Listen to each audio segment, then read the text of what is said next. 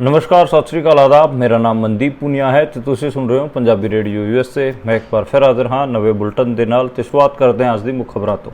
स्वाति मालीवाल वाले केस से हुण नवा ट्विस्ट आया है। अतिशी मारलीना ने एक प्रेस कॉन्फ्रेंस करके कहा है कि स्वाति मालीवाल नूं बीजेपी वालियां ने साजिशन भेजिया सीगा ताकि वो अरविंद केजरीवाल ते झूठे आरोप ला सकण ते एक वीडियो राही ये साफ हो गया है कि स्वाति मालीवाल उत्थे हंगामा करन गई सी। अतेशी मारलीना की प्रेस कॉन्फ्रेंस तो बाद स्वाति मालीवाल ने भी उसका जवाब दिंदिया कहा है कि राजनीतिक हिटमैन नूं अपने आप नूं बचाण दीआं सारियां कोशिशां शुरू कर दित्तियां हन। मेरे बारे एक छोटी जी बिना कंटैक्स्ट तो वीडियो चला के मेरे खिलाफ नैरेटिव बनाने की कोशिश की जा रही है तो खुद नूं बचाण की कोशिश की जा रही है। उत्तर प्रदेश की रायबरेली सीट तो चोण लड़े राहुल गांधी अज अपनी उस सीट ते मौजूद सी ते उत्थे उन्होंने कहा कि बीजेपी और नरेंद्र मोदी ने जिन्ना लोगों तो खोया हैगा असी उस तो ज़्यादा लोगों नूं वापस करांगे।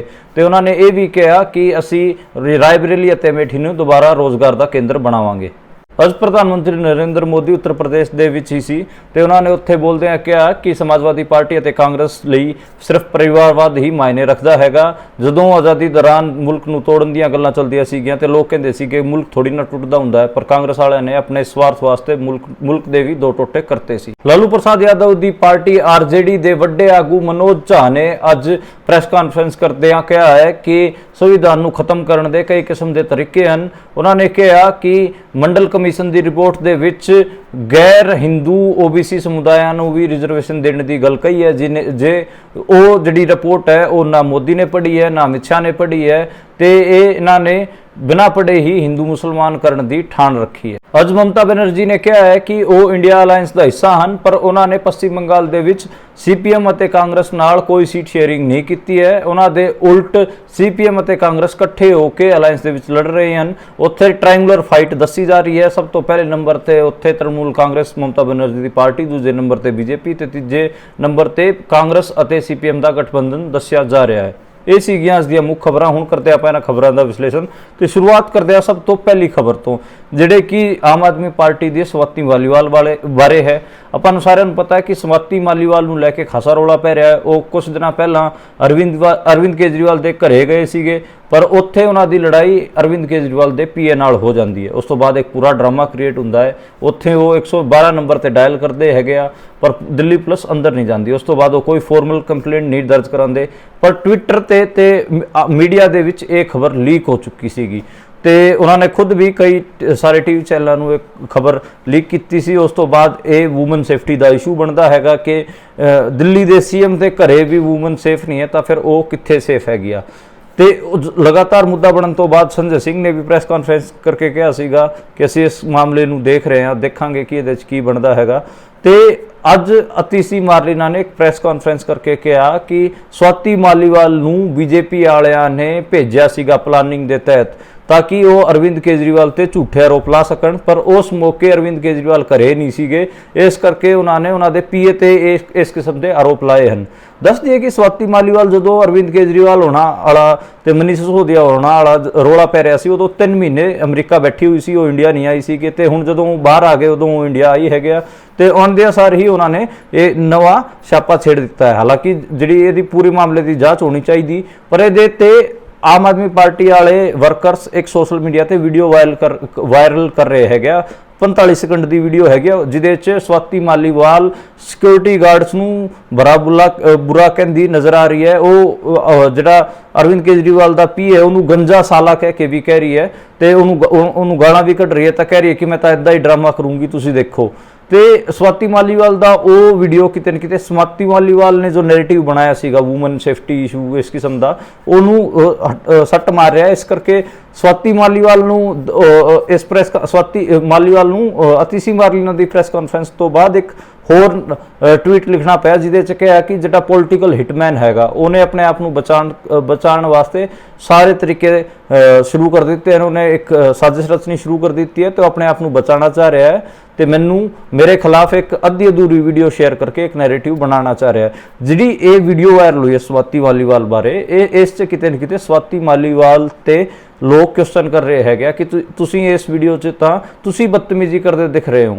ਤੇ ਸਿਕਿਉਰਿਟੀ ਗਾਰਡਸ ਬੜੇ ਆਰਾਮ ਨਾਲ ਤੁਹਾਨੂੰ ਕਹਿ ਰਿਹਾ ਕਿ ਮੈਮ ਤੁਸੀਂ ਜਾਓ, ਪਰ ਤੁਸੀਂ ਲਗਾਤਾਰ ਸਿਕਿਉਰਿਟੀ ਗਾਰਡਸ ਨੂੰ ਹੀ ਗਾਲਾਂ ਕੱਢ ਰਹੇ ਹੋ। ਤੇ ਇਸ ਵੀਡੀਓ ਰਾਹੀਂ ਕਿਤੇ ਨਾ ਕਿਤੇ ਸਵਾਤੀ ਮਾਲੀਵਾਲ ਦੇ ਨੈਰੇਟਿਵ ਨੂੰ ਠੇਸ ਪਹੁੰਚੀ ਹੈਗੀ ਆ। ਸਵਾਤੀ ਮਾਲੀਵਾਲ ਦਾ ਆਪਾਂ ਨੂੰ ਪਤਾ ਹੈ ਕਿ ਸਵਾਤੀ ਮਾਲੀਵਾਲ ਦਿੱਲੀ ਜਿਹੜੀ ਵੂਮਨ ਕਮਿਸ਼ਨ ਦੇ ਚੇਅਰਮੈਨ ਰਹੇ ਹੈਗੇ ਆ, ਤੇ ਹੁਣ ਦਿੱਲੀ ਵੂਮਨ ਕਮਿਸ਼ਨ ਦੇ ਚੇਅਰਮੈਨ ਹੀ ਖੁਦ ਇਸ ਕਿਸਮ ਦੇ ਆਰੋਪਾਂ 'ਚ ਘਿਰ ਰਹੇ ਹੈਗੇ ਆ। ਹਾਲਾਂਕਿ ਜਿਹੜੇ ਰੇਖਾ ਸ਼ਰਮਾ ਹੈਗੇ ਨੈਸ਼ਨਲ ਵੂਮਨ ਕਮਿਸ਼ਨ ਦੇ ਚੇਅਰਮੈਨ, ਉਹਨਾਂ ਨੇ ਇਸ ਮਾਮਲੇ ਤੇ ਉਹਨਾਂ ਨੇ ਕਿਹਾ ਕਿ ਅਸੀਂ ਪਹਿਲਾਂ ਹੀ ਇਸ ਮਾਮਲੇ ਨੂੰ ਖੁਦ ਹੀ ਦੇਖ ਰਹੇ ਸੀਗੇ ਤੇ ਇਹਦੇ ਤੇ ਅਸੀਂ ਚਾਹ ਰਹੇ ਸੀਗੇ ਕਿ ਸਵਾਤੀ ਮਾਲੀਵਾਲ ਹੋਰੀ FIR ਦਰਜ ਕਰਨ, ਤੇ ਅੱਜ ਉਹਨਾਂ ਨੇ FIR ਦਰਜ ਕਰਾਤੀ ਹੈਗੀ ਤੇ ਇਹ ਵਧੀਆ ਕਦਮ ਹੈਗਾ। ਤੇ ਕਿਤੇ ਨਾ ਕਿਤੇ ਇਹਦੇ ਤੇ ਆਪਾਂ ਅਸੀਂ ਉਹਨਾਂ ਨਾਲ ਸਵਾਤੀ ਮਾਲੀਵਾਲ ਹੋਰਾਂ ਨਾਲ ਹੈਗੇ ਆ। ਤੇ ਜਿਹੜੇ BJP ਵਾਲੇ ਹੈਗੇ ਉਹ ਲਗਾਤਾਰ ਸਵਾਤੀ ਮਾਲੀਵਾਲ ਨੂੰ ਲੈ ਕੇ ਇਸ਼ੂ ਬਣਾ ਰਹੇ ਹੈਗੇ, ਉਹਨਾਂ ਨਾਲ ਪਿੱਛੇ ਖੜੇ ਦਿਖਾਈ ਦੇ ਰਹੇ ਨੇ। ਤੇ ਉਹ ਪੂਰਾ ਜਿਹੜਾ ਅਰਵਿੰਦ ਕੇਜਰੀਵਾਲ ਹੈਗਾ ਉਹਨੂੰ ਵੂਮਨ ਇਸ਼ੂਜ਼ ਤੇ ਡੀਰੇਲ ਕਰਨ ਦੀ ਕੋਸ਼ਿਸ਼ ਕਰ ਰਹੇ ਹੈਗੇ। ਮੈਨੂੰ ਲੱਗਦਾ ਕਿ ਇਸ ਤੇ ਪ੍ਰੋਪਰ ਇਨਵੈਸਟੀਗੇਸ਼ਨ ਹੋਣੀ ਚਾਹੀਦੀ ਤੇ ਜਿੰਨੇ ਵੀ ਤੱਥ ਹੈਗੇ ਉਹ ਸਾਹਮਣੇ ਆਣੇ ਚਾਹੀਦੇ, ਕਿਉਂਕਿ ਦੋ ਚੀਜ਼ਾਂ ਹੈਗੀਆਂ, ਵੂਮਨ ਸੇਫਟੀ ਇਸ਼ੂ ਹੈ ਉਹ ਵੀ ਬਹੁਤ ਵੱਡਾ ਹੈਗਾ। ਸਾਰਿਆਂ ਦਾ ਫਰਜ਼ ਬਣਦਾ ਹੈਗਾ ਕਿ ਜਿਹੜੀ ਵੂਮਨ ਹੈਗੀ ਆ ਉਹ ਚਾਹੇ ਵਰਕ ਪਲੇਸ ਹੋਵੇ, ਪੋਲੀਟੀਕਲ ਪਲੇਸ ਹੋਵੇ, ਸੋਸ਼ਲ ਪਲੇਸ ਹੋਵੇ, ਸਾਰੇ ਕਿਤੇ ਸੇਫ ਹੋਣੀ ਚਾਹੀਦੀ। ਪਰ ਦੂਜਾ ਇਹ ਵੀ ਹੈ ਕਿ ਜਿਹੜੀ ਵੂਮਨ ਸੇਫਟੀ ਵਾਸਤੇ ਜਿਹੜੇ ਕਾਨੂੰਨ ਹੈਗੇ ਉਹਨਾਂ ਦਾ ਵੀ ਗਲਤ ਇਸਤੇਮਾਲ ਨਹੀਂ ਹੋਣਾ ਚਾਹੀਦਾ ਕਿਸੇ ਨੂੰ ਪੋਲੀਟੀਕਲੀ ਡੀਰੇਲ ਕਰਨ ਵਾਸਤੇ। ਜਾਂ ਸੱਤਾ ਜਿਹੜੀ BJP ਹੈਗੀ ਆ ਉਹ ਆਪਣੇ ਵਿਰੋਧੀਆਂ ਨੂੰ ਇਸ ਕਿਸਮ ਨਾਲ ਇਸ ਕਿਸਮ ਦੇ ਕਾਨੂੰਨਾਂ ਰਾਹੀਂ ਜਾਂ ਫਿਰ ਇਸ ਕਿਸਮ ਦੇ ਚੀਜ਼ਾਂ ਰਾਹੀਂ ਦਬਾਉਣ ਦੀ ਕੋਸ਼ਿਸ਼ ਵੀ ਨਾ ਕਰੇ। ਇਸ ਕਰਕੇ ਇਸ ਮਾਮਲੇ ਦੀ ਇਨਵੈਸਟੀਗੇਸ਼ਨ, ਫੇਅਰ ਇਨਵੈਸਟੀਗੇਸ਼ਨ ਦੀ ਬਹੁਤ ਜ਼ਿਆਦਾ ਜ਼ਰੂਰਤ ਹੈਗੀ ਆ। ਉਸ ਤੋਂ ਜਿਹੜੀ ਅਗਲੀ ਖਬਰ ਦੀ ਗੱਲ ਕਰੀਏ ਉਹ ਰਾਏਬਰੇਲੀ ਅਤੇ ਅਮੇਠੀ ਦਾ ਚੋਣ ਹੈਗਾ। ਆਪਾਂ ਨੂੰ ਪਤਾ ਕਿ ਰਾਏਬਰੇਲੀ ਅਤੇ ਅਮੇਠੀ ਹੌਟ ਸੀਟ ਬਣੇ ਹੋਏ ਹਨ। ਰਾਹੁਲ ਗਾਂਧੀ ਇਸ ਵਾਰ ਅਮੇਠੀ ਦੀ ਸੀਟ ਤੋਂ ਚੋਣ ਨਹੀਂ ਲੜ ਰਹੇ। 2019 'ਚ ਉਹਨਾਂ ਨੂੰ ਹਾਰ ਦਾ ਸਾਹਮਣਾ ਕਰਨਾ ਪਿਆ ਸੀ। ਇਸ ਵਾਰ ਉਹ ਰਾਏਬਰੇਲੀ ਚੋਣ ਲੜ ਰਹੇ ਹੈਗੇ। ਉੱਥੇ ਅੱਜ ਸੋਨੀਆ ਗਾਂਧੀ ਵੀ ਗਏ ਹੋਏ ਸੀ ਤੇ ਰਾਏਬਰੇਲੀ ਰਾਹੁਲ ਗਾਂਧੀ ਹੋਰੀ ਵੀ ਸੀਗੇ। ਤੇ ਅੱਜ ਸੋਨੀਆ ਗਾਂਧੀ ਨੇ ਇੱਕ ਵੱਡੀ ਰੈਲੀ ਦਾ ਵੀ ਆਯੋਜਨ ਕੀਤਾ ਰਾਏਬਰੇਲੀ 'ਚ। ਉੱਥੇ ਉਹਨਾਂ ਨੇ ਕਿਹਾ ਕਿ ਮੈਂ ਤਾਂ ਆਪਣੇ ਮੁੰਡੇ ਨੂੰ ਤੁਹਾਨੂੰ ਸੌਂਪ ਕੇ ਵਾਪਸ ਜਾ ਰਹੀ ਹਾਂ, ਮੁੜ ਰਹੀ ਹਾਂ, ਹੁਣ ਮੇਰਾ ਮੁੰਡਾ ਤੁਹਾਡੇ ਹਵਾਲੇ, ਤੇ ਤੁਸੀਂ ਦੇਖੋਗੇ ਇਹਦਾ ਕੀ ਕਰਨਾ ਹੈ, ਇਹਨੂੰ ਜਿਤਾਣਾ ਹਰਾਣਾ ਹੈ, ਇਹ ਮੇਰਾ ਮੁੰਡਾ ਤੁਹਾਡੇ ਹਵਾਲੇ ਹੈਗਾ।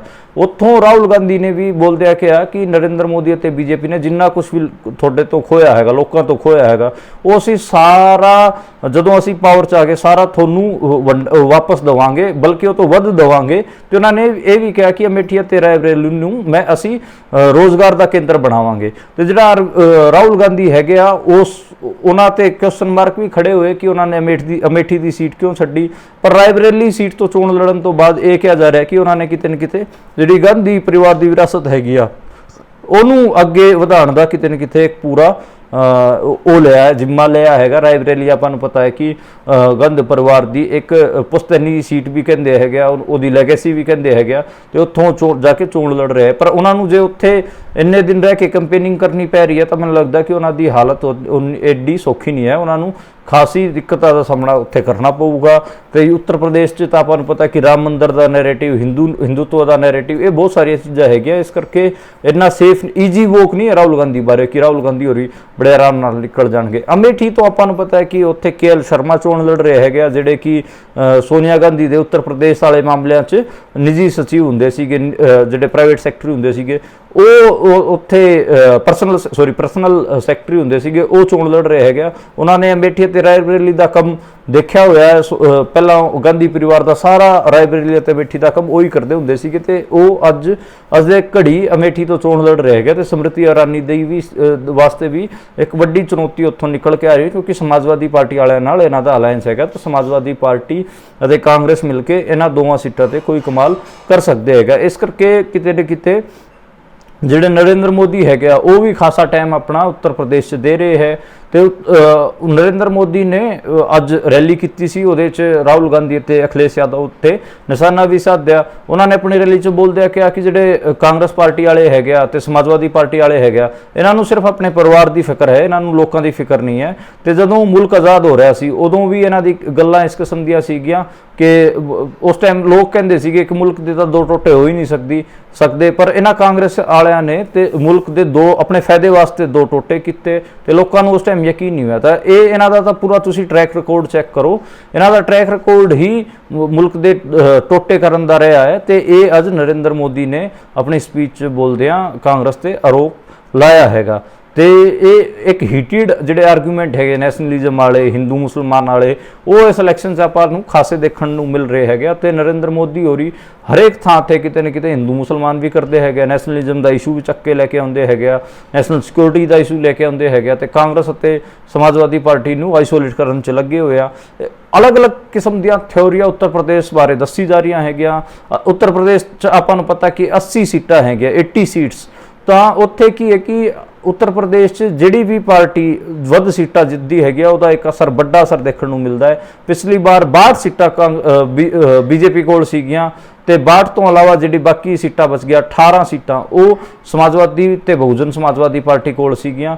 ਤੇ ਇਸ ਵਾਰ ਕਿਹਾ ਜਾ ਰਿਹਾ ਹੈ ਕਿ ਇਹ ਨੰਬਰ 50 ਤੇ ਰਿਡਿਊਸ ਹੋ ਸਕਦਾ ਹੈ, ਬੀਜੇਪੀ 50 ਤੇ ਰਿਡਿਊਸ ਹੋ ਸਕਦੀ ਹੈ ਤੇ ਕਾਂਗਰਸੀ ਅਤੇ ਸਮਾਜਵਾਦੀ ਪਾਰਟੀ ਵਾਲੇ 30 ਸੀਟਾਂ ਤੇ ਜਿੱਤ ਸਕਦੇ ਹੈਗੇ ਆ। ਤੇ ਇਹ ਤਾਂ ਚੋਣਾਂ ਦੇ ਨਤੀਜੇ ਦੱਸਣਗੇ ਕਿੰਨਾ ਕੀ ਕੁਝ ਹੁੰਦਾ ਹੈ। ਲੇਕਿਨ ਬੀਜੇਪੀ ਵਾਲਾ ਦਾਅਵੇ ਕਰ ਰਹੇ ਨੇ ਕਿ ਅਸੀਂ ਉੱਤਰ ਪ੍ਰਦੇਸ਼ ਤੋਂ ਜਿਹੜਾ ਉਹਨਾਂ ਦਾ 2014 ਵਾਲਾ ਦਾ ਰਿਜ਼ਲਟ ਸੀਗਾ ਜਿਸ 'ਚ ਉਹਨਾਂ ਨੇ 70 ਸੀਟਾਂ ਤੇ ਜਿੱਤ ਹਾਸਿਲ ਕੀਤੀ ਸੀ, ਅਸੀਂ 70 ਸੀਟਾਂ ਹਾਸਿਲ ਕਰਾਂਗੇ ਉੱਤਰ ਪ੍ਰਦੇਸ਼ ਤੋਂ, ਇਸ ਕਿਸਮ ਦੇ ਦਾਅਵੇ ਬੀਜੇਪੀ ਵੱਲੋਂ ਕੀਤੇ ਜਾ ਰਹੇ ਹੈਗੇ। ਤਾਂ ਇਹ ਵੀ ਦੇਖਣਾ ਹੋਊਗਾ ਕਿ ਜਿਹੜਾ ਉੱਤਰ ਪ੍ਰਦੇਸ਼ ਦਾ ਰਿਜ਼ਲਟ ਹੈ ਉਹ ਕੀ ਹੋਊਗਾ ਤੇ ਉਹਦੇ 'ਚ ਕੀ ਨਿਕਲ ਕੇ ਆਉਂਦਾ ਹੈਗਾ। ਉਸ ਤੋਂ ਜਿਹੜੀ ਅਗਲੀ ਖਬਰ ਦੀ ਗੱਲ ਕਰੀਏ ਉਹ ਹੈਗੀ ਆ ਇੱਕ ਜਿਹੜਾ ਵਿਪਕਸ਼ ਦਾ ਪੂਰਾ ਨੈਰੇਟਿਵ ਹੈ, ਸੰਵਿਧਾਨ ਖਤਮ ਕਰ ਦੇਣਗੇ ਜੇ ਇਹਨਾਂ ਦੇ 400 ਸੀਟਾਂ ਤੇ ਜਿੱਤ ਕੇ ਆ ਗਏ ਲੋਕ ਤਾਂ ਸੰਵਿਧਾਨ ਖਤਮ ਕਰ ਦੇਣਗੇ। ਉਹਦੇ ਤੇ ਅਮਿਤ ਸ਼ਾਹ ਨੇ ਇੱਕ ਇੰਟਰਵਿਊ 'ਚ ਬੋਲਦਿਆਂ ਕਿਹਾ ਸੀਗਾ ਕਿ ਸਾਡੇ ਕੋਲ ਤਾਂ ਪਿਛਲੀ 2 ਟਰਮਾਂ 'ਚ ਵੀ ਬਹੁਮਤ ਸੀਗਾ, ਸਾਡੇ ਕੋਲ ਮੈਜੋਰਿਟੀ ਸੀਗੀ, 2014 'ਚ ਵੀ ਸਾਡੇ ਕੋਲ ਮੈਜੋਰਿਟੀ ਸੀ, 2019 'ਚ ਵੀ ਮੈਜੋਰਿਟੀ ਸੀਗੀ ਤੇ ਪਿਛਲੇ 10 ਸਾਲਾਂ ਤੋਂ ਸਾਡੇ ਕੋਲ ਮੈਜੋਰਿਟੀ ਸੀ। ਜੇ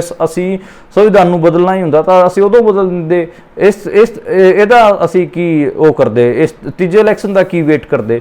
ਤੇ ਫਿਰ ਪੱਤਰਕਾਰ ਨੇ ਕਿਹਾ ਕਿ ਤੁਸੀਂ 400 ਪਾਰ ਦੀ ਕਹਿ ਰਹੇ ਹੋ, ਤੇ ਉਹਨਾਂ ਨੇ ਕਿਹਾ ਕਿ 400 ਪਾਰ ਤਾਂ ਸਾਡਾ ਜ਼ਰੂਰੀ ਹੈ ਸਾਡੇ ਵਾਸਤੇ, ਕਿਉਂਕਿ ਅਸੀਂ ਹਜੇ ਤੱਕ ਜੋ ਕੁਝ ਸੀਗਾ ਉਹ ਤਾਂ ਟ੍ਰੇਲਰ ਸੀ, ਅਸੀਂ ਅਸਲੀ ਫਿਲਮ ਦਿਖਾਣੀ ਹੈਗੀ ਆ ਤੇ ਉਹ ਅਸੀਂ ਹੋਰ ਵੀ ਮਜ਼ਬੂਤ ਫੈਸਲੇ ਲੈਣੇ ਹੈਗੇ ਆ। ਇਸ ਕਰਕੇ ਉਹਨਾਂ ਨੇ ਕਿਹਾ ਕਿ ਉਹ 400 ਪਾਰ ਦਾ ਨਾਰਾ ਦੇ ਰਹੇ ਹੈਗੇ ਆ। ਅਮਿਤ ਸ਼ਾਹ ਦਾ ਉਹ ਇੰਟਰਵਿਊ ਖਾਸਾ ਵਾਇਰਲ ਹੋਇਆ ਸੀਗਾ ਤੇ ਲੋਕਾਂ ਨੇ ਸਵਾਲ ਪੁੱਛੇ ਸੀ ਵਿਪਕਸ਼ ਤੋਂ, ਤਾਂ ਭਾਈ ਇਹ ਤਾਂ ਇਹਨਾਂ ਕੋਲ ਤਾਂ ਪਿਛਲੇ 2 ਟਰਮਾਂ 'ਚ ਮੈਜੋਰਿਟੀ ਸੀਗੀ, ਜੇ ਇਹਨਾਂ ਨੇ ਖਤਮ ਕਰਨੇ ਸੀਗੇ ਤੇ ਸੰਵਿਧਾਨ ਨੂੰ, ਇੰਡੀਅਨ ਕਨਸਟੀਟਿਊਸ਼ਨ ਤਾਂ ਉਦੋਂ ਹੀ ਕਰ ਦਿੰਦੇ, ਹੁਣ ਤੁਸੀਂ ਇਹ ਕੀ ਆਰੋਪ ਲਾ ਰਹੇ ਹੋ। ਉਹਦੇ ਤੇ ਜਿਹੜੇ ਆਰਜੇਡੀ ਪਾਰਟੀ ਹੈਗੀ ਲਾਲੂ ਪ੍ਰਸਾਦ ਯਾਦਵ ਦੀ, ਰਾਸ਼ਟਰੀ ਜਨਤਾ ਦਲ, ਉਹਨਾਂ ਦੇ ਇੱਕ ਪ੍ਰੋਫੈਸਰ ਮਨੋਜ ਝਾ ਹੈਗੇ ਆ ਜਿਹੜੇ ਕਿ ਰਾਜ ਸਭਾ ਸੰਸਦ ਵੀ ਹੈਗੇ ਤੇ ਬਹੁਤ ਵਧੀਆ ਬੁਲਾਰੇ ਹੈਗੇ ਆ ਤੇ ਹਰਿਆਣੇ ਪੰਜਾਬ ਦੇ ਵਿੱਚ ਵੀ ਲੋਕ ਉਹਨਾਂ ਨੂੰ ਐਡਮਾਇਰ ਕਰਦੇ ਹੈਗੇ। ਤੇ ਉਹਨਾਂ ਨੇ ਕਿਹਾ ਕਿ ਇਹ ਜਿਹੜਾ ਇੰਡੀਅਨ ਕਨਸਟੀਟਿਊਸ਼ਨ ਖਤਮ ਕਰਨ ਵਾਲੀ ਗੱਲ ਹੈਗੀ ਆ, ਤੁਸੀਂ ਇਹਨੂੰ ਸਮਝੋ। ਇਹ ਤਾਂ ਇੱਕ ਤਾਂ ਉਹਨਾਂ ਨੇ ਕਿਹਾ ਕਿ ਇਹਨਾਂ ਨੇ ਦੋਵਾਂ ਨੇ, ਨਰਿੰਦਰ ਮੋਦੀ ਅਤੇ ਅਮਿਤ ਸ਼ਾਹ ਨੇ ਮੰਡਲ ਕਮਿਸ਼ਨ ਦੀ ਰਿਪੋਰਟ ਨਹੀਂ ਪੜ੍ਹੀ ਹੈ, ਜੇ ਪੜ੍ਹੀ ਹੁੰਦੀ ਤਾਂ ਉਹਨਾਂ ਨੂੰ ਪਤਾ ਹੁੰਦਾ ਕਿ ਮੰਡਲ ਕਮਿਸ਼ਨ ਦੇ ਵਿੱਚ ਦੀ ਰਿਪੋਰਟ ਦੇ ਵਿੱਚ ਵੀ ਇਹ ਸਿਫਾਰਿਸ਼ ਸੀ ਕਿ ਜਿਹੜੇ ਗੈਰ ਹਿੰਦੂ OBC ਹੈਗੇ ਆ, ਜਿਵੇਂ ਸਿੱਖਾਂ 'ਚ ਵੀ OBC ਹੈਗੇ, ਆਪਾਂ ਨੂੰ ਪਤਾ ਹੈ ਮੁਸਲਮਾਨਾਂ 'ਚ ਵੀ OBC ਹੈਗੇ ਆ, ਉਹਨਾਂ ਨੂੰ ਵੀ ਰਿਜ਼ਰਵੇਸ਼ਨ ਦੇਣ ਦੀ ਗੱਲ ਮੰਡਲ ਕਮਿਸ਼ਨ ਦੀ ਰਿਪੋਰਟ 'ਚ ਕਹੀ ਗਈ ਸੀਗੀ। ਤੇ ਉਹਨਾਂ ਨੇ ਇਹ ਕਿਹਾ ਕਿ ਇਹਨਾਂ ਨੇ ਤਾਂ ਪੜ੍ਹਿਆ ਨਹੀਂ, ਪਰ ਇਹ ਖਾਮਖਾਹ ਹੀ ਹਿੰਦੂ ਮੁਸਲਮਾਨ ਦੀ ਲੜਾਈ ਕਰਾ ਰਹੇ ਹੈਗੇ ਆ। ਤੇ ਇਸ ਕਰਕੇ ਉਹਨਾਂ ਨੇ ਇਹ ਕਿਹਾ ਕਿ ਇਹ ਜਿਹੜਾ ਅਸੀਂ ਇੰਡੀਅਨ ਕਨਸਟੀਟਿਊਸ਼ਨ ਤੇ ਖਤਰੇ ਦੀ ਗੱਲ ਕਰ ਰਹੇ ਹਾਂ, ਉਹ ਜਿਵੇਂ ਰਿਜ਼ਰਵੇਸ਼ਨ ਦਾ ਮਾਮਲਾ ਹੈਗਾ, ਰਿਜ਼ਰਵੇਸ਼ਨ ਤੇ ਇਹ ਜੇ ਸਿੱਖਾਂ ਤੇ ਮੁਸਲਮਾਨਾਂ ਦਾ ਰਿਜ਼ਰਵੇਸ਼ਨ ਖਤਮ ਕਰ ਦੇਣਗੇ, ਜਿਵੇਂ ਸਿੱਖਾਂ 'ਚ ਵੀ OBC ਹੁੰਦੇ ਆ, ਦਲਿਤ ਹੁੰਦੇ ਆ, ਮੁਸਲਮਾਨਾਂ 'ਚ ਵੀ OBC ਹੁੰਦੇ ਆ, ਜੇ ਉਹਨਾਂ ਦਾ ਰਿਜ਼ਰਵੇਸ਼ਨ ਖਤਮ ਕਰ ਦੇਣਗੇ ਤੇ ਫਿਰ ਉਹ ਕਿੱਥੇ ਜਾਣਗੇ। ਤੇ ਉਸ ਤੋਂ ਅੱਗੇ ਉਹਨਾਂ ਨੇ ਕਿਹਾ ਕਿ ਇਹਨਾਂ ਨੇ ਨੌਕਰੀਆਂ ਕੱਢੀਆਂ ਹੀ ਨਹੀਂ ਪਿਛਲੇ 10 ਸਾਲ ਤੋਂ। ਇਹਨਾਂ ਨੇ 2014 'ਚ ਕਿਹਾ ਸੀਗਾ ਅਸੀਂ 2 ਕਰੋੜ ਰੋਜ਼ਗਾਰ ਦੇਵਾਂਗੇ, ਪਰ ਇਹਨਾਂ ਨੇ ਇੱਕ ਵੀ ਨੌਕਰੀ ਨਹੀਂ ਕੱਢੀ ਵਧੀਆ ਤਰੀਕੇ ਨਾਲ। ਕਿਤੇ ਨਾ ਕਿਤੇ ਕੋਈ ਨੌਕਰੀ ਕਿਸੇ ਕੇਸ 'ਚ ਫਸ ਗਈ, ਕਿਸੇ ਦਾ ਪੇਪਰ ਲੀਕ ਹੋ ਗਿਆ, ਕਿਸੇ ਦਾ ਕੁਝ ਹੋ ਗਿਆ, ਤੇ ਰੋਜ਼ਗਾਰ ਜਿੰਨੇ ਦੀ ਲੋੜ ਸੀਗੀ 2 ਕਰੋੜ ਰੋਜ਼ਗਾਰਾਂ ਦੀ ਲੋੜ ਸੀ ਤਾਂ ਮਸਾਂ 2 ਲੱਖ ਦੇ ਪਏ ਹੈਗੇ ਆ। ਤੇ ਇਸ ਕਰਕੇ ਜੇ ਰੋਜ਼ਗਾਰ ਹੀ ਨਹੀਂ ਦਿੱਤੇ ਜਾਣਗੇ, ਨੌਕਰੀਆਂ ਹੀ ਨਹੀਂ ਹੋਣਗੀਆਂ ਤੇ ਰਿਜ਼ਰਵੇਸ਼ਨ ਦਾ ਕਿੱਥੇ ਲਾਗੂ ਕਰਨਗੇ। ਤਾਂ ਉਹਨਾਂ ਨੇ ਕਿਹਾ ਕਿ ਸੰਵਿਧਾਨ ਨੂੰ ਖਤਮ ਕਰਨ ਦੇ ਕਈ ਤਰੀਕੇ ਹੁੰਦੇ ਆ ਤੇ ਬੀਜੇਪੀ ਹਰੇਕ ਤਰੀਕੇ ਨੂੰ ਅਜਮਾਉਣਾ ਚਾਹੁੰਦੀ ਹੈ ਜਿਸ ਕਰਕੇ ਜਿਹੜਾ ਇੰਡੀਅਨ ਕਨਸਟੀਟਿਊਸ਼ਨ ਹੈ ਉਹਦੇ ਤੇ ਖਤਰਾ ਹੋ ਸਕੇ। ਉਸ ਤੋਂ ਜਿਹੜੀ ਅਗਲੀ ਖਬਰ ਦੀ ਗੱਲ ਕਰੀਏ ਉਹ ਮਮਤਾ ਬਨਰਜੀ ਬਾਰੇ, ਪੱਛਮੀ ਬੰਗਾਲ ਬਾਰੇ। ਆਪਾਂ ਨੂੰ ਪਤਾ ਹੈ ਕਿ 7 ਫੇਜ਼ 'ਚ ਜਿਹੜਾ ਇਹ ਇਲੈਕਸ਼ਨ ਹੋਣਾ ਹੈ ਇੰਡੀਆ ਦਾ, ਇੰਡੀਅਨ ਜਨਰਲ ਇਲੈਕਸ਼ਨ 'ਚ, ਉੱਥੇ ਸਭ ਤੋਂ ਜ਼ਿਆਦਾ ਉਮੀਦਾਂ ਬੀਜੇਪੀ ਨੂੰ ਵਧਣ ਦੀਆਂ ਪੱਛਮੀ ਬੰਗਾਲ 'ਚ ਹੈਗੀਆਂ। ਪੱਛਮੀ ਬੰਗਾਲ 'ਚ 42 ਸੀਟਾਂ ਤੇ ਚੋਣ ਲੜ ਰਹੀ ਹੈ ਬੀਜੇਪੀ, 42 ਸੀਟਾਂ ਤੇ ਆਪਾਂ ਨੂੰ ਪੱਛਮੀ ਬੰਗਾਲ 'ਚ ਤ੍ਰਿਣਮੂਲ ਕਾਂਗਰਸ ਚੋਣ ਲੜ ਰਹੀ ਹੈ। ਤੇ ਉੱਥੇ ਇੰਡੀਆ ਅਲਾਇੰਸ 'ਚ ਜਿਹੜੀ ਮਮਤਾ ਬਨਰਜੀ ਪਹਿਲਾਂ ਸਕਰੀਏ ਦਿਖੀ ਸੀਗੀ, ਪਰ ਉੱਥੇ ਉਹਨਾਂ ਨੇ ਕੋਈ ਸੀਟ ਸ਼ੇਅਰਿੰਗ ਨਹੀਂ ਕੀਤੀ, ਨਾ ਕਾਂਗਰਸ ਨੂੰ ਕੋਈ ਸੀਟਾਂ ਦਿੱਤੀਆਂ ਨਾ CPM ਨੂੰ ਕੋਈ ਸੀਟਾਂ ਦਿੱਤੀਆਂ। 42 ਦੀਆਂ 42 ਸੀਟਾਂ ਤੇ ਇਕੱਲੀ ਮਮਤਾ ਬਨਰਜੀ ਲੜ ਰਹੀ ਹੈ। ਉਹਨਾਂ ਤੋਂ ਪੁੱਛਿਆ ਗਿਆ ਕਿ ਤੁਸੀਂ ਫਿਰ ਇੰਡੀਆ ਅਲਾਇੰਸ 'ਚ ਕਿਵੇਂ ਹੋ, ਉਹਨਾਂ ਨੇ ਕਿਹਾ ਕਿ ਦੇਖੋ ਅਸੀਂ ਜਿਹੜਾ ਪੱਛਮ ਬੰਗਾਲ ਤੋਂ ਬਾਹਰ ਅਸੀਂ ਜ਼ਰੂਰ ਇੰਡੀਆ ਅਲਾਇੰਸ ਦਾ ਸਾਥ ਦੇਵਾਂਗੇ। ਜਦੋਂ ਸੈਂਟਰ 'ਚ ਇੰਡੀਆ ਅਲਾਇੰਸ ਨੂੰ ਸਰਕਾਰ ਬਣਾਉਣੀ ਪਈ ਤੇ ਅਸੀਂ ਉਹਨਾਂ ਦਾ ਸਾਥ ਦੇਵਾਂਗੇ, ਪਰ ਇੱਥੇ ਅਸੀਂ ਸੀਟ ਸ਼ੇਅਰਿੰਗ ਨਹੀਂ ਕਰ ਸਕਦੇ ਕਿਉਂਕਿ ਇੱਥੇ CPM ਅਤੇ ਕਾਂਗਰਸ ਦੋਵੇਂ ਹੀ ਨਕਮੀ ਫੋਰਸਾਂ ਹੈਗੀਆਂ, ਇਹਨਾਂ ਕੋਲ ਕੁਝ ਨਹੀਂ ਹੈ। ਇਹਨਾਂ ਨੂੰ ਖਾਲੀ ਇਹਨਾਂ ਦੇ ਬੰਦਿਆਂ ਨੂੰ ਟਿਕਟਾਂ ਦੇ ਕੇ ਇਹਨਾਂ ਨੂੰ ਜਿਤਾ ਕੇ ਉੱਥੇ ਭੇਜ ਦਿਓ ਤੇ ਉੱਥੇ ਫੁਕਰੀਆਂ ਕਰਨਗੇ। ਤੇ ਇਹ ਮਮਤਾ ਬੈਨਰਜੀ ਨੇ ਕਿਹਾ, ਮਮਤਾ ਬੈਨਰਜੀ ਨੇ ਕਿਹਾ ਕਿ BJP ਨਾਲ ਮੈਂ ਹੀ ਚੰਗੇ ਤਰੀਕੇ ਨਾਲ ਲੜ ਸਕਦੀ ਹਾਂ ਪੱਛਮ ਬੰਗਾਲ 'ਚ। ਤੇ ਪੱਛਮ ਬੰਗਾਲ 'ਚ ਆਪਾਂ ਨੂੰ ਪਤਾ ਹੈ ਕਿ ਜਿਹੜਾ ਅਮਿਤ ਸ਼ਾਹ ਉਹ ਵੀ ਲਗਾਤਾਰ ਕੈਂਪ ਕੀਤਾ ਹੋਇਆ ਤੇ ਉਹ ਵੀ ਲਗਾਤਾਰ ਉੱਥੇ ਕਮਿਊਨਲ ਭਾਸ਼ਣ ਦੇ ਰਹੇ ਹੈਗੇ, ਉੱਥੇ ਘੁਸਪੈਠੀਆਂ ਦਾ ਮੁੱਦਾ ਬਣਾ ਰਹੇ ਹੈ। ਤੇ ਉਹ ਕਹਿ ਰਿਹਾ ਕਿ ਜਿਹੜੀ ਮਮਤਾ ਬੈਨਰਜੀ ਹੈ ਖਾਸ ਵੋਟ ਬੈਂਕ ਨੂੰ ਖੁਸ਼ ਕਰਨ ਵਾਸਤੇ ਪੱਛਮ ਬੰਗਾਲ ਦੀ ਪੋਲਿਟਿਕਸ ਨੂੰ ਕਮਿਊਨਲ ਕਰ ਰਹੀ ਹੈ। ਤੇ ਕਿਤੇ ਨਾ ਕਿਤੇ ਜਿਹੜੇ ਕਮਿਊਨਲ ਸਪੀਚਿਸ ਅਮਿਤ ਸ਼ਾਹ ਦੇ ਹੈਗੇ ਆ ਉਹਨਾਂ ਤੇ ਜਿਹੜਾ ਇਲੈਕਸ਼ਨ ਕਮਿਸ਼ਨ ਆਫ ਇੰਡੀਆ ਹੈ ਉਹ ਵੀ ਕੋਈ ਵੀ ਜਿਹੜਾ ਹੈਗਾ ਕੋਗਨੀਜੈਂਸ ਨਹੀਂ ਲੈ ਰਿਹਾ, ਕੋਈ ਵੀ ਉਹ ਨਹੀਂ ਲੈ ਰਿਹਾ। ਤੇ ਅਮਿਤ ਸ਼ਾਹ ਉੱਥੋਂ ਐਕਸਪੈਕਟ ਕਰ ਰਿਹਾ ਕਿ ਅਸੀਂ ਇੱਥੋਂ 35 ਸੀਟਾਂ ਕੱਢੀਏ। ਤੇ ਜਿਹੜੀ ਤ੍ਰਿਣਮੂਲ ਕਾਂਗਰਸ ਵੀ ਇਹ ਐਕਸਪੈਕਟ ਕਰ ਰਹੀ ਕਿ ਉਹ ਜਿਹੜੀ 18 ਸੀਟਾਂ ਤੇ BJP ਜਿੱਤੀ ਹੋਈ ਹੈ ਤੇ 18 ਤੋਂ ਵੀ ਉਹਨਾਂ ਨੂੰ ਘਟਾਈਏ। ਤੇ ਕਿਤੇ ਨਾ ਕਿਤੇ ਇਸ ਕਰਕੇ ਜਿਹੜਾ ਪੱਛਮ ਬੰਗਾਲ ਦਾ ਇਲੈਕਸ਼ਨ ਹੈਗਾ ਉਹ ਖਾਸਾ ਦਿਲਚਸਪ ਹੈ।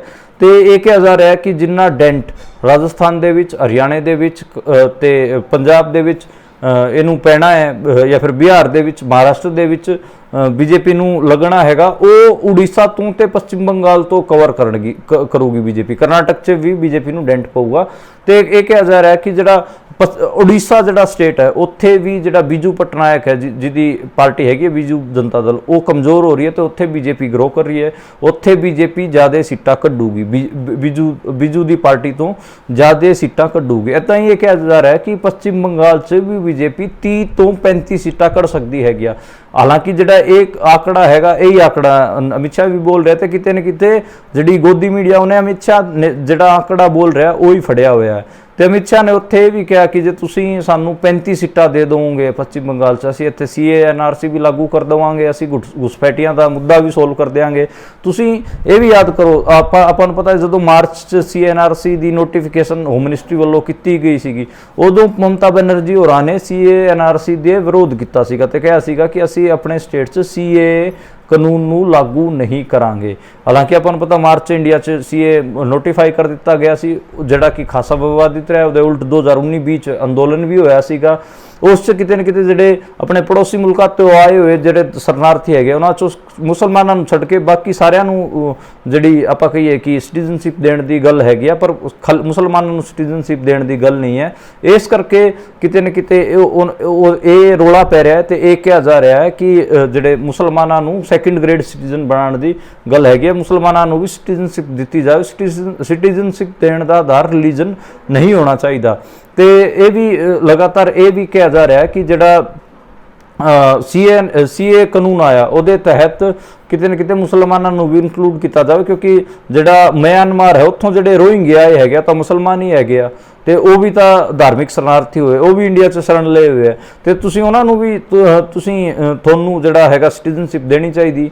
ਇੰਡੀਆ ਦੇ ਵਿੱਚ CAA ਕਾਨੂੰਨ ਤਹਿਤ ਪਹਿਲੀ ਵਾਰ ਜਿਹੜੀ ਸਿਟੀਜ਼ਨਸ਼ਿਪ ਹੈਗੀ ਆ ਉਹ ਦੇ ਦਿੱਤੀ ਗਈ ਹੈ, ਜਿਹਦੇ 'ਚ 14 ਬੰਦਿਆਂ ਨੂੰ ਸਰਟੀਫਿਕੇਟ ਜਾਰੀ ਕੀਤੇ ਗਏ ਹੈਗੇ। ਉਹਦਾ ਜਿਹੜਾ ਸਿਟੀਜ਼ਨਸ਼ਿਪ ਹੈਗੀ ਆ ਉਹ 300 ਬੰਦਿਆਂ ਨੂੰ ਦਿੱਤੀ ਗਈ ਹੈ, ਪਰ ਜਿਹੜੇ ਹਜੇ ਪਹਿਲਾ ਜਿਹੜਾ ਲੋਟ ਸੀਗਾ ਸਰਟੀਫਿਕੇਟ ਵੰਡਣ ਵਾਲਾ ਉਹ ਸਿਰਫ 14 ਬੰਦਿਆਂ ਦਾ ਹੀ ਪੂਰਾ ਹੋਇਆ ਹੈ। ਤੇ ਮੈਨੂੰ ਪਤਾ ਹੈ ਕਿ ਜਿਹੜਾ ਜਦੋਂ ਹੀ ਇਲੈਕਸ਼ਨ ਹੋ ਜਾਊਗਾ, ਜੇ BJP ਫੁੱਲ ਮੈਜੋਰਿਟੀ 'ਚ ਆਉਂਦੀ ਹੈਗੀ ਆ ਤੇ ਉਹ ਜਿਵੇਂ ਹੁਣ ਤੱਕ ਤਾਂ ਸਿਰਫ CAA ਹੈ, ਯਾਨੀ ਕਿ ਜਿਹੜਾ ਸਿਟੀਜ਼ਨਸ਼ਿਪ ਅਮੈਂਡਮੈਂਟ ਐਕਟ, ਇਹਦੇ ਨਾਲ ਉਹ NRC ਲੈ ਕੇ ਆਣਗੇ, ਜਿਹੜਾ ਕਿ ਖਾਸਾ ਜਿਹਨੂੰ ਇੱਕ ਪ੍ਰੋਬਲਮੈਟਿਕ ਦੱਸਿਆ ਵੀ ਜਾਂਦਾ ਹੈ। ਉਹ ਜਿਹੜਾ NRC ਰਜਿਸਟਰ ਹੈ ਉਹਦੇ ਰਾਹੀਂ ਉਹ ਸਕਰੂਟਨਾਈਜ਼ ਕਰਨਗੇ ਕਿ ਕਿਹੜੇ ਬੰਦੇ ਕੋਲ ਇੱਥੋਂ ਦੇ ਲੋਕਲ ਡਾਕੂਮੈਂਟਸ ਹੈ ਨਹੀਂ ਹੈ। ਜਿਵੇਂ ਉਹਨਾਂ ਨੇ ਪੂਰਾ ਨਾਰਾ ਵੀ ਦਿੱਤਾ ਸੀਗਾ BJP ਵਾਲਿਆਂ ਨੇ, ਕਾਗਜ਼ ਤੋਂ ਦਿਖਾਣੇ ਹੋਣਗੇ, ਯਾਨੀ ਕਿ ਇਹਨਾਂ ਦਾ ਇਹ ਸੀਗਾ ਕਿ ਹਰੇਕ ਬੰਦੇ ਕੋਲ ਇੱਥੋਂ ਦੇ 3 ਪੀੜ੍ਹੀਆਂ ਦੇ ਕਾਗਜ਼ ਹੋਣੇ ਚਾਹੀਦੇ, ਜੇ ਨਹੀਂ ਹੋਣਗੇ ਤਾਂ ਫਿਰ ਉਹ ਉਹਨਾਂ ਨੂੰ ਮਤਲਬ ਇੱਥੋਂ ਦੇ ਨਾਗਰਿਕ ਨਹੀਂ ਮੰਨਣਗੇ। ਤੇ ਅਸਮ ਦੇ ਵਿੱਚ ਤਾਂ ਡਿਟੈਂਸ਼ਨ ਕੈਂਪ ਵੀ ਬਣਾਏ ਸੀਗੇ, ਜੇ ਮੁਸਲਮਾਨਾਂ ਕੋਲ ਕਾਗਜ਼ ਨਿਕਲੇ ਤਾਂ ਫਿਰ ਉਹਨਾਂ ਨੂੰ ਡਿਟੈਂਸ਼ਨ ਕੈਂਪ ਬੰਦ ਕੀਤਾ ਜਾਊਗਾ।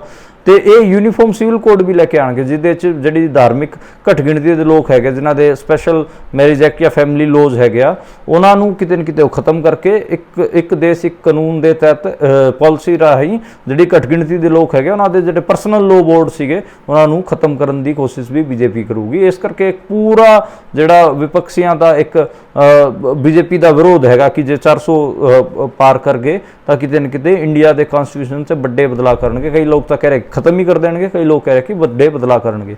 ਤੇ ਇਹ ਸੀਗੀਆਂ ਅੱਜ ਦੀਆਂ ਖਬਰਾਂ, ਪੋਲੀਟੀਕਲ ਡਿਸਕਸ਼ਨ, ਤੇ ਅਸੀਂ ਇਹਨਾਂ ਪੋਲੀਟੀਕਲ ਖਬਰਾਂ ਦਾ ਵਿਸ਼ਲੇਸ਼ਣ ਵੀ ਕੀਤਾ। ਕੱਲ ਦੁਬਾਰਾ ਅਸੀਂ ਮਿਲਾਂਗੇ ਤੁਹਾਨੂੰ ਤੇ ਨਵੀਂ ਖਬਰਾਂ ਨਾਲ, ਨਵੇਂ ਵਿਸ਼ਲੇਸ਼ਣ ਨਾਲ। ਤੁਸੀਂ ਦੇਖਦੇ ਤੇ ਸੁਣਦੇ ਰਹੋ ਪੰਜਾਬੀ ਰੇਡੀਓ USA। ਸ਼ੁਕਰੀਆ।